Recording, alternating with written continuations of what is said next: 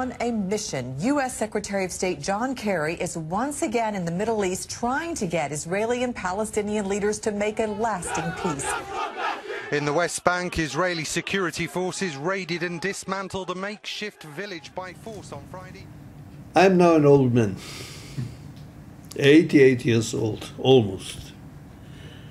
And literally from childhood, once I joined the Haganah as a boy, and afterwards 35, 36 years of military service in the Palmach and in the Israeli Defense Forces, I have been struggling and fighting for one thing, for the establishment of a Jewish state, a sovereign Jewish state, a state that first and foremost will mean that we Jews don't live anymore in a diaspora, don't live anymore as a minority in a different country, in a country where the sovereign is someone else, and a Jewish state in which the majority, the strong and firm majority of its population is and will be Jewish.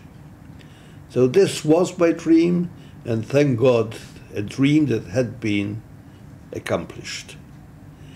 I am now facing an Israeli government that demands and expects the Palestinian Authority to recognize Israel right as a Jewish state. And I'm against this demand. Not that I care very much what the Palestinian Authority will or will not say and do. I'm against it because I know what is the purpose of this demand. The purpose is to make an agreement impossible. And the purpose is to go on with the aspiration of some in Israel to see the greater Israel, what we call Eretz Yisrael Hashlema, the complete state of Israel from the Mediterranean Sea to the Jordan River.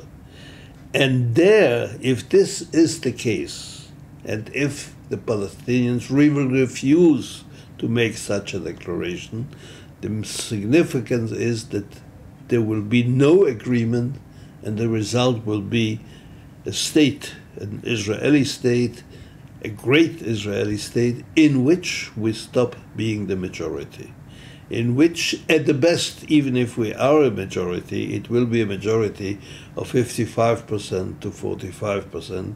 This will not be the kind of state I've been struggling for and dreaming for. I will go even one further step.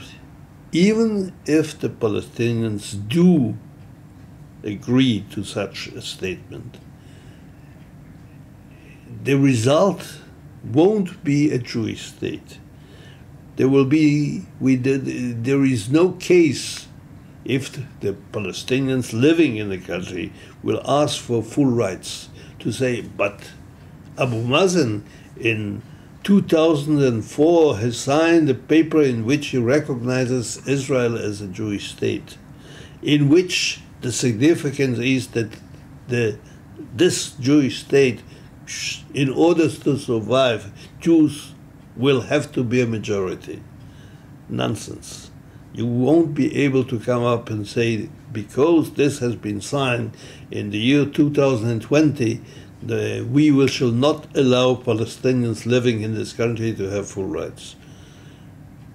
It will be a very, very difficult decision. We'll have to make a choice between two options. Neither of them is a good one. We have to choose the option which is less dangerous. And the less dangerous option is a small state with a strong Jewish surviving majority.